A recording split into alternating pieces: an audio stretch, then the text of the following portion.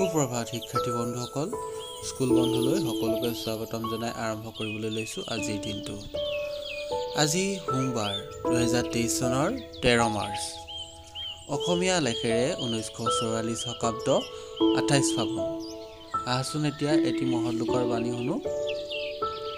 একমাত্ৰ প্ৰকৃত জ্ঞান হ'ল আপুনি একো নেজানে বুলি জনাটোৱেই, এই কথাষাৰ কৈছিল ছক্ৰেটিছে।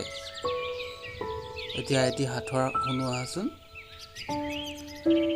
যিমানেই বেছি দিবা সিমানেই মোক এৰি যাবা, মই কি? যিমানেই মোক বেছি দিবা সিমানেই মোক এৰি যাবা, মই কি বস্তু কোৱাচোন? চিন্তা কৰা তোমালোকে, এইটো কি হ'ব? ইংৰাজীত সাঁথৰ ৰিডল বুলি কয় দেই। উত্তৰ হৈছে খোজ। খোজৰ চিনটো আমি যিমানেই দিওঁ সিমানেই এৰি যাওঁ। আজিৰ কুইজটো শুনো আহাচোন। হেৰি পটাৰ কিতাপৰ ধাৰাবাহিকখন কোনে লিখিছিল? হেৰি পটাৰ নিশ্চয় হৈছে তোমালোকে। এই কিতাপখনৰ কোনে লিখিছিল কোৱাচোন? উত্তৰ হৈছে JK ৰাউলিং। এতিয়া আহাচোন আজিৰ দিনটোৰ কেইটামান উল্লেখনীয় ঘটনা জানো।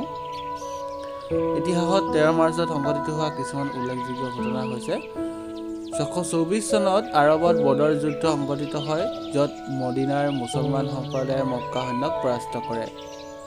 1781 চনত ছাৰ উইলিয়াম হাৰ্শ্বেলে ইউৰেনাছ গ্ৰহ আৱিষ্কাৰ কৰে। এই ইউৰেনাছ গ্ৰহটো তোমালোকে নিশ্চয় জানা চাগে। এইটো 1781 চনত আজিৰ দিনটোতে আৱিষ্কাৰ কৰিছিলে।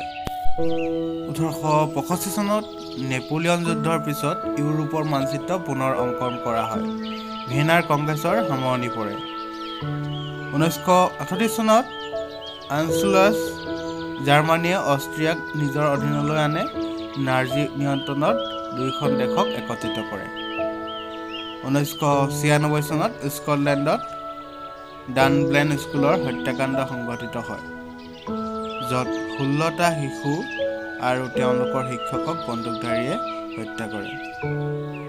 এইকেইটা আছিলে ইতিহাসত উল্লেখনীয় আজিৰ দিনটোৰ ঘটনা। আৰু বহুত আছে, কিন্তু এইকেইটা ইনক্লুড কৰিছোঁ অকল। এতিয়া আছোঁ আজিৰ দিনটোৰ কেইটামান কাৰেণ্ট এফেয়াৰ্ছ জানো।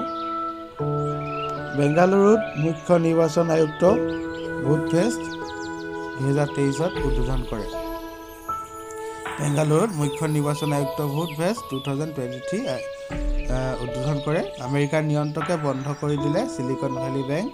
2023 চনৰ 12 মাৰ্চত প্ৰধানমন্ত্ৰী মোদীয়ে বেংগালুৰু মহীশূৰ এক্সপ্ৰেছৰ উদ্বোধন কৰে। নতুন দিল্লীত ৰাষ্ট্ৰীয় ষ্টাৰ্টআপ উপদেষ্টা পৰিষদৰ 6ষ্ঠ বৈঠকৰ সভাপতিত্ব বাণিজ্য আৰু উদ্যোগ মন্ত্ৰী পীয়ূষ গোৱালে কৰে।